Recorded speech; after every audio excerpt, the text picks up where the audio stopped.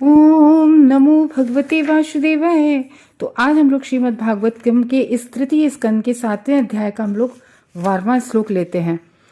और ये श्लोक बहुत इम्पॉर्टेंट है। किस लिए? क्योंकि जब हमें कोई बीमारी लगती है ना, कि या फिर हमारा कोई संदेह होता है कि ऐसा क्यों हो रहा है, या हमारा कोई क्वेश्चन होता है, तो उसके आंसर के लिए हम लोग कहते हैं ना कि ऐसी चीज किस चीज से हल होगी। तो जो बात चल रही थी कि हम जीवात्मा जो हैं, तो हम जीवात्मा माया के भ्रम में क्यों जी रहे हैं। मतलब हम लोग अपनी जो आत्म पहचान है वो शरीर से क्यों करता रहता है, जबकि एक्चुअली में शाश्वत आत्मा है। लेकिन हम लोग इसी भ्रम में यानी कि इल्यूजन में है कि हम लोग सोचते हैं कि जिस तरीके से हम लोग स्वप्न देखते हैं, और कल हम लोगों ने एक और एग्जाम्पल देखा था कि जैसे चंद्रमा जो है वो जल में प्रतिबिंबित होता है और हिलता कंपन होता हुआ दिखाई देता है। तो हम इस तरीके के जो इल्यूजन में, तो वो उसका जो वो सॉल्यूशन कैसे मिलेगा, उसका मतलब उसकी ये बीमारी ठीक कैसे होगी, ये है। तो कहते हैं इस श्लोक में, सव निवृत्ति धर्मेण वासुदेवानुकंपया भगवत भक्ति योगेन तिरोधते सनहरिय। तो इसमें कह रहे हैं सब है, वो सभी चीजें, निवृत्ति विरक्ति, वो चीजें सभी कैसे विरक्ति हो सकती है, उनसे कैसे निवृत्ति हो सकती है, केवल धर्म में संलग्न रहने से। और वो कैसे? वासुदेव अनुकंपा, वासुदेवानुकंपया, यानी कि भगवान वासुदेव की अनुकंपा से, उन्हीं की कृपा से ऐसा हो सकता है। जब हम भगवत भक्ति योगेन, जब हम क्या करेंगे, भगवान की ही भक्ति से जुड़ेंगे, भगवान की ही भक्ति करेंगे। और कैसे करेंगे? तिरोधत्ते सनहरिया, जैसे जैसे हम भक्ति करेंगे वैसे वैसे तिरोधान यानी कि उसका कम होगा, सनहरिया धीरे धीरे कम होगा। तो देखो एक बात है, जैसे हम लोग भगवान का नाम लेते हैं, नाम जप करते हैं, भगवान की भागवतम सुनते हैं, जब आप कंटिन्यूअसली, तभी तो हम लोग मंगलाचरण में रोज होता है, रोज इस श्लोक को पढ़ते हैं ना, नित्यम भागवत सेवया नष्ट प्रायेषु अभद्रेषु नित्यम भागवत सेवया। नष्ट प्राय, हमारे सारे अभद्र नष्ट हो जाते हैं किससे? नित्यम भागवत सेवया, नित्य भागवत के सेवन करने से हमारे लगभग प्राय सभी अभद्र नष्ट हो जाते हैं। ये श्लोक हम लोग पढ़ते हैं ना रोज मंगलाचरण में, रोज भागवत पढ़ने से पहले।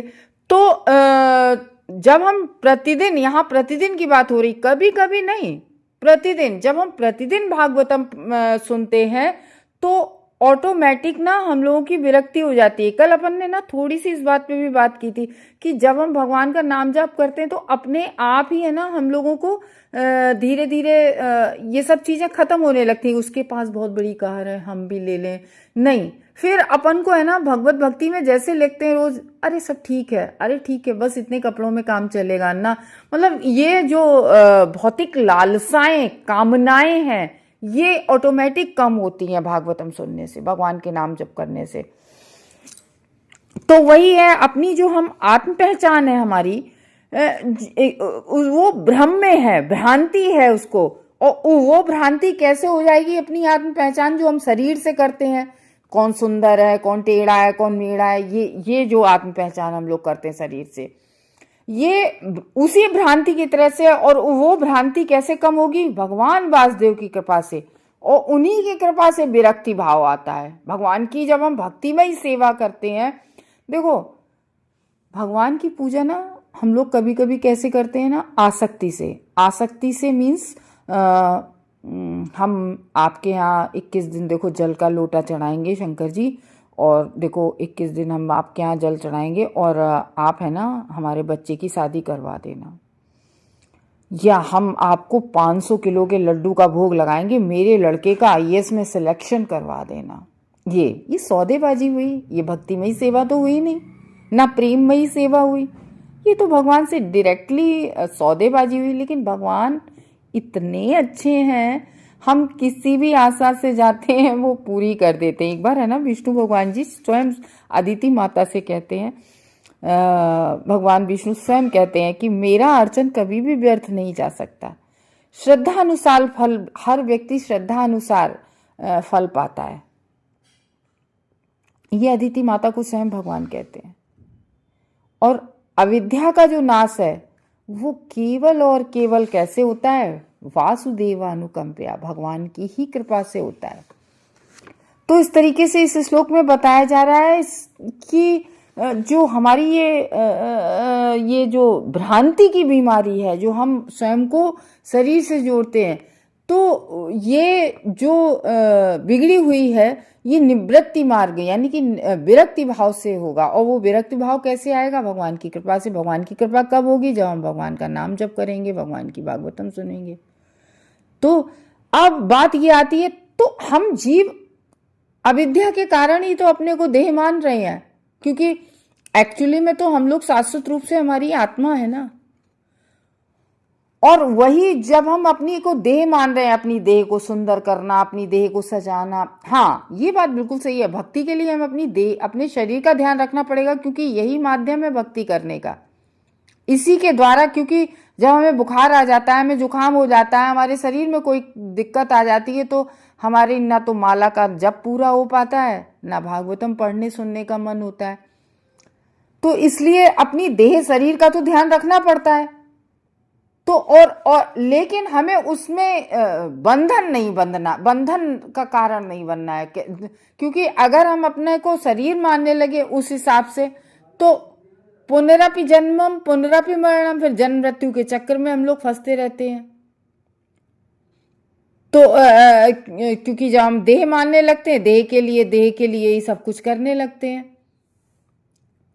तो मान लीजिए जैसे हम लोग हैं, फोन है, फोन का हम लोग इस्तेमाल कर रहे हैं, तो किस लिए? भागवतम सुनने के लिए, भागवतम कहने के लिए। तो यही चीज कर रहे हैं, लेकिन वही कुछ लोग रील देखने के लिए उसका इस्तेमाल कर रहे हैं। तो ये इंद्रिय तृप्ति भोग हो गया। लेकिन उसी को कृष्ण से जोड़ दो तो वही भक्ति हो गई। फोन के द्वारा हम भक्ति कर रहे हैं। तो ये अविद्या जो है, अविद्या क्या है? ये अविद्या आवरणात्मक शक्ति होती है, जो माया देवी जिसको हम कहते हैं। माया ही भ्रम पैदा करती है। तो जबकि हम लोग आत्मा का स्वभाव क्या है? सीमित आनंद। बहुत सारे आनंद में हम खोए रह सकते हैं आत्मा में। लेकिन भगवान भी क्या कहते हैं भगवत गीता में? देवी ये शक्ति गुणमयी मम माया दुरत्या गोमे एम प्रपदंते, क्या है वो, तरंती करके। तो भगवान, ये श्लोक थोड़ा हम भूल रहे हैं, तो भगवान कहते हैं कि मेरी माया को कोई भी पार नहीं पार सकता है, क्योंकि जो माया है वो भगवान की शक्ति है, बहिरंगा शक्ति, और उनकी ही इच्छा से चल सकती है। तो जब हम भगवत कृपा, भगवान का भजन कीर्तन करेंगे, तो वो माया शक्ति हम पर प्रभाव डाल ही नहीं पाएगी। तो इसलिए कहा जाता है कि जब भी हम भक्ति करें, हमें भौतिक कामनाओं के लिए भक्ति नहीं करनी चाहिए कि हमारी ये चीज पूरी हो जाए तो हम इसलिए हम माला जाप हम इसलिए कर रहे हैं, हमारा मकान बन जाए या हमारी नौकरी लग जाए। तो भौतिक कामनाओं की पूर्ति के लिए भगवान का भजन ना करें। किस लिए करें? क्यों? हमें केवल अपने और अपने हृदय को शुद्ध करना है। हमें इस बात का ज्ञान होना चाहिए, हमें पता होना चाहिए कि हमें भगवान से क्या मांगना है। हमें सुबह गौरी श्याम प्रभु जी भागवतम करते हैं, वो मोस्टली यही कहते हैं कि हम भगवान के पास जाते हैं कूड़ा करकट मांगने।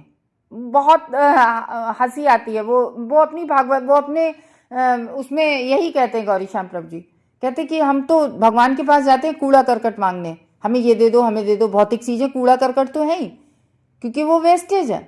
हमने भगवान से कहा हमें ये दे दो, और फिर या फिर हम उससे तृप्त हो जाएं। कभी भी हम भौतिक चीजों से तृप्त होते हैं?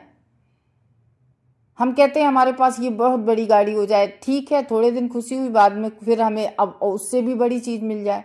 मेरे पास ये ड्रेस हो जाए, वो ड्रेस हम खरीद लेते हैं, फिर और भी डिमांड, नहीं अब ऐसी ड्रेस और होनी चाहिए। तो भौतिक कामनाओं से हम लोगों को कभी तृप्ति नहीं मिलती है, कभी भी हम लोग तृप्ति नहीं, क्योंकि हमारी आत्मा का वो स्वभाव ही नहीं है। लेकिन हम उसको भौतिक इंद्रिय तृप्ति के लिए करते हैं, तो इसीलिए तो हम सुख में आनंद में नहीं रहते हैं। तो हमें भगवान की पूजा अनासक्त होकर करनी चाहिए, हमें भजन अनासक्त होकर करना चाहिए, कुछ कोई डिमांड रख के नहीं कि हमें ये कर दो तो हम आपकी पूजा करेंगे। तो अपने आप ही जब हम बिना किसी के, देखो आप कभी भी सुन लो, भगवान का नाम इतना अमोघ बाण है, उनका नाम लेना। एक बार हमने कहा हे राम, हे कृष्ण, और हम लोगों को छोटे से ना कभी कोई रोकता नहीं है। हम लोग गिर गए, अरे ये मम्मी, ओ मम्मी, ओ पाप, मतलब हम लोग इस तरीके से करते नहीं। बच्चों को सिखाना चाहिए कि बच्चा जब भी गिरे या बच्चे को जब भी कोई खतरा हो, हे कृष्णा, मुंह से निकले हे कृष्णा, तो कृष्णा मदद के लिए आ जाएंगे। क्या मम्मी वहां मदद के लिए आ पाएंगी? हम कहीं से स्लिप होते हैं, ओ मम्मी ऐसे करके मुंह से निकलता है। क्यों? बच्चे को छोटे से ही सिखाओ हे कृष्णा, तो कृष्णा मदद के लिए आएंगे जरूर। और ऐसा कभी नहीं होता है कि भगवान का नाम मुंह से निकले और वो व्यर्थ चला जाए। भगवान खुद कहते हैं अदिति माता से, कभी भी उनका नाम व्यर्थ नहीं जाता है।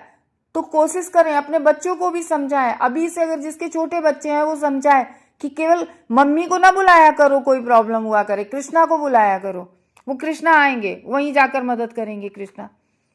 तो इस तरीके से छोटे से ही अगर हम ऐसी आदत डालेंगे तो एक विरक्ति की भावना अपने आप ही आ जाएगी।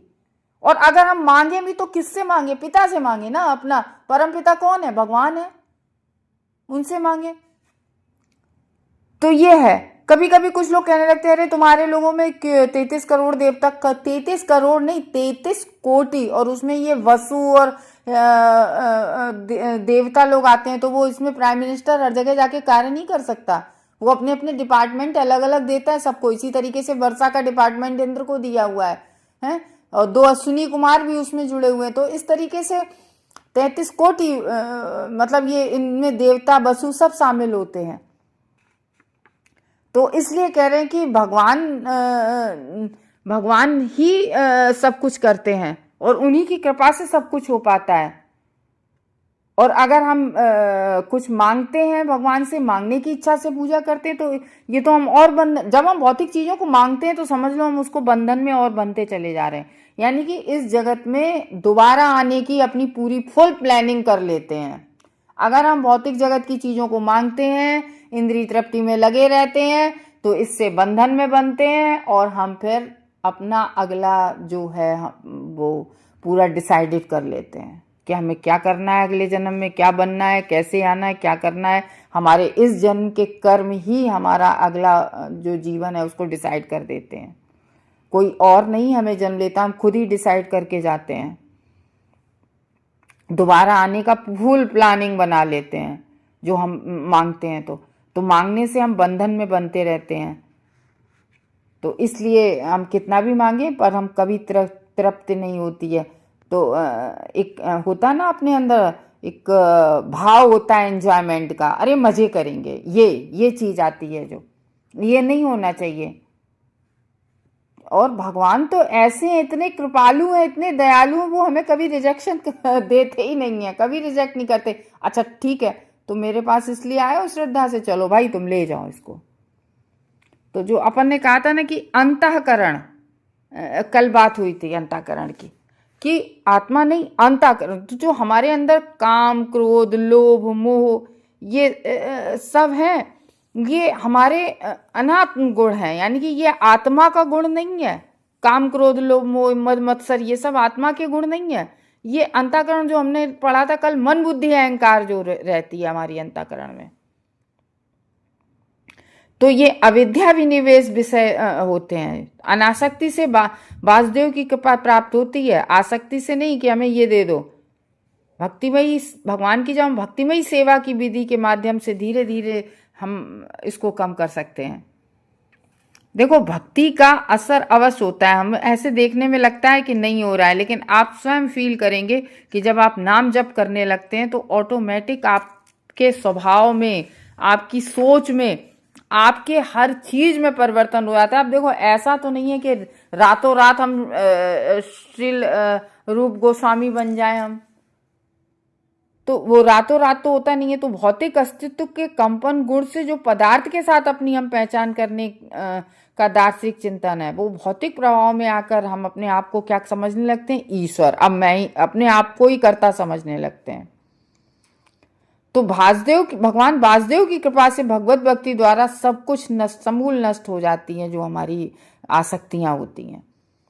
तो जब हम लोगों ने फर्स्ट कैंटो पढ़ा था, उसमें व्याख्या की गई थी फर्स्ट कैंटो में, भगवान वासुदेव की भक्ति करने से शुद्ध ज्ञान को बुलावा दिया जाता है। हम लोग कहते नहीं है कि भगवान का नाम जैसे ही हम नाम जब शुरू करने लगते हैं तो भगवान परमात्मा के रूप में हमारे हृदय में तुरंत विराजमान हो जाते हैं। तो मनुष्य को देहात्म बुद्धि से तुरंत विलग मिल जाती है। देहात्म यानी कि देह, मैं देह हूं, देहात्म बुद्धि को कहते हैं देह, मैं देह हूं। ये जो हमारा है, ये तुरंत एकदम से झक्की खुल जाती कि मैं देह नहीं, मैं आत्मा हूं। इसी जीवन में भी सामान्य आध्यात्मिक स्थिति में ला देती है और मनुष्य को उन भौतिक हवाओं से मुक्त कर देती है जो उसे कंपाती है। केवल भक्ति का ज्ञान ही मनुष्य को मुक्ति के मार्ग तक ऊपर उठाता है। तो भक्तिमय सेवा संपन्न किए बिना हर वस्तु को जानने के उद्देश्य से ज्ञान का विकास निष्फल प्रयास माना जाता है। वो कहते नहीं अपन लोग कि जो भगवान चैत्य गुरु के रूप में हृदय ज्ञान प्रकाशित कर देते हैं। हमारी जो दादी थी वो कभी भी स्कूल नहीं गई थी, और वही है ना, भगवान ने हृदय ज्ञान ऐसा प्रकाशित किया कि उन्हें इतना रामायण और उसका सबका ज्ञान था, सारी चौपाइयाँ उन्हें याद हो गई थी और बहुत अच्छी रामायण पढ़ने लगी थी। तो ये सब कैसे होता है? कोई मिरेकल तो होता नहीं है, ये केवल भगवान का ही भक्ति का प्रताप होता है, जो भगवान चैत्य गुरु के रूप में अंदर से ही हृदय ज्ञान प्रकाशित कर देते हैं। भक्तिमय सेवा कभी भी निष्फल नहीं होती है। एटलीस्ट भक्ति का प्रयास भी निष्फल नहीं होता है, और मनुष्य को ऐसे परिश्रम प्रेम से वांछित फल, बेवजह का जो हम परिश्रम करते हैं उससे कोई फल नहीं मिल सकता है। तो भगवान वासुदेव एकमात्र भक्तिमय सेवा से प्रसन्न होते हैं, और इस प्रकार उनकी कृपा की अनुभूति भगवान के शुद्ध भक्तों की संगति से ही संभव है। श्री भगवान के शुद्ध भक्त उन समस्त भौतिक इच्छाओं से परे हैं जिसमें सकाम कर्म तथा दार्शनिक चिंतन के फल सम्मिलित हैं। यदि कोई व्यक्ति श्री भगवान की कृपा प्राप्त करना चाहता है तो उसे शुद्ध भक्तों की ही संगति करनी चाहिए। देखो, संगति हमें भक्तों की करनी चाहिए, और भक्त नहीं है तो हमें किसकी संगत करनी चाहिए? हमें शास्त्रों की संगत करनी चाहिए, हमें शास्त्रों को पढ़ना चाहिए। केवल ऐसी ही संगति मनुष्य को क्रमशः भ्रमित करने वाले तत्वों से छुटकारा दिला सकती है। तो मतलब कहने का ये है कि भक्तों का संग बहुत जरूरी है। देखो, हमारी संगति ही हमें डिसाइड करती है कि हम कौन हैं, हम कैसे बनेंगे। तो देखो, हम जब भौतिक जगत के लोगों से संगत करते हैं तो हम भौतिक कामनाओं में फंसते चले जाते हैं, और जैसा हम भक्तों के संगत करने लगते हैं तो फिर हम जो है भगवान की भक्ति करने लगते हैं भक्तों की संगत से। हरे कृष्णा। भक्त